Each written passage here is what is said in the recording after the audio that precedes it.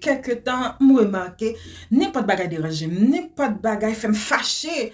Et puis tout le monde commence à éloigner, mais pas qu'à faire seconde. Bon côté, et puis ils sont pas là au monde. M'vini pas remarquer que m'gagné, c'est nem gagné. Et puis matin me lever pour préparer une vidéo, moi m'oublier tout petit français me connais déjà mal déjà, là pour me dire la recherche, me dire le recherche.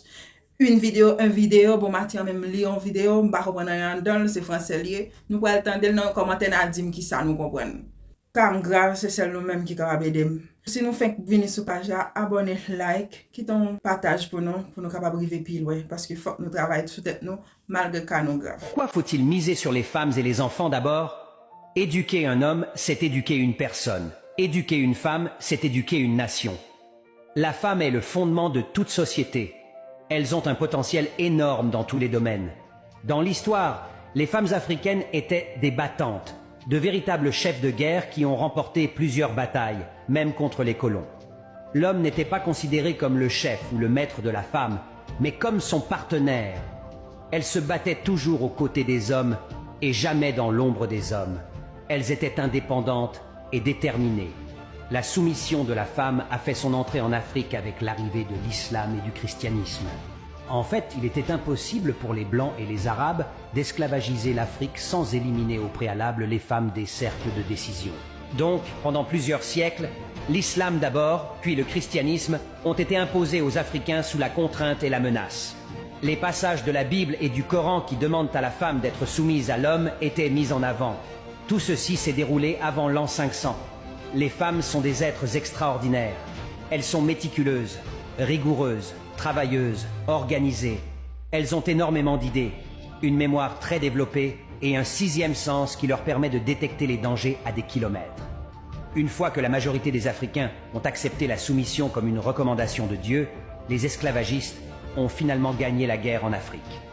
Désormais, les femmes, malgré toute leur intelligence et leur stratagème, étaient appelées à faire valoir leurs compétences dans la cuisine, parfois avec un foulard sur la tête ou le visage pour se cacher, confirmant ainsi leur statut d'esclave, tandis que l'homme était le maître incontesté à obéir. De nos jours, dans plusieurs pays africains, la majorité des femmes n'ont pas le droit de s'exprimer là où les hommes le peuvent. Elles sont considérées comme inférieures aux hommes, marginalisées, violées, battues, mutilées, mariées de force et exclues des débats sérieux. Beaucoup n'ont même pas accès à l'éducation. Ouvrez bien vos yeux et vous remarquerez qu'il n'existe aucun pays libre au monde avec une majorité de femmes soumises. Partout où l'homme a dégradé la femme, il s'est dégradé lui-même. Si vous montrez cette photo à la majorité des Africains, ils ne vont rien trouver d'anormal. Au contraire, ils vont encourager. Cette photo résume parfaitement l'un des principaux problèmes de l'Afrique, l'infantilisation de la femme et des enfants. Les hommes en manque de confiance en soi se gonflent le torse et se font appeler mâles dominants, tandis que les femmes en manque de personnalité s'accrochent sur eux comme des parasites, les empêchant ainsi de vite avancer. Et les enfants, alors qu'ils devraient apprendre à devenir rapidement autonomes, restent sous la charge des parents jusqu'à l'âge de 30 ans parfois. L'Afrique ira bien plus loin et bien plus vite si la femme descendait du dos de l'homme pour marcher à côté de lui.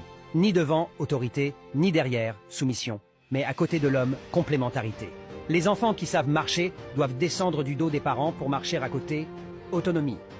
Tant que les femmes africaines seront sur le dos des hommes, tant que les hommes penseront qu'ils sont supérieurs aux femmes, l'Afrique ne sortira pas la tête de l'eau. Adhérer à la soumission, c'est accepter la dégradation de soi. C'est commentaire pour faire comprendre ça dit yo. Et si ça dure, et par contre qu'il est ça fini, par contre qu'il est ça passé pour par contre si m'pa vinn plus grave tout, m'a là encore nous continent dingue pour nous expliquer parce que moi me connais et m'gon combat, femme préparer mouvement remet Haïti et me doit connaître plus. Donc nous va dire tout ça m'a chercher connaître. Merci parce que t'as like n'a pas abonné. À la prochaine pour une prochaine vidéo que nous va essayer de faire comprendre ça qui est passé. Merci. Bisous. Je ne suis pas fatigué avec.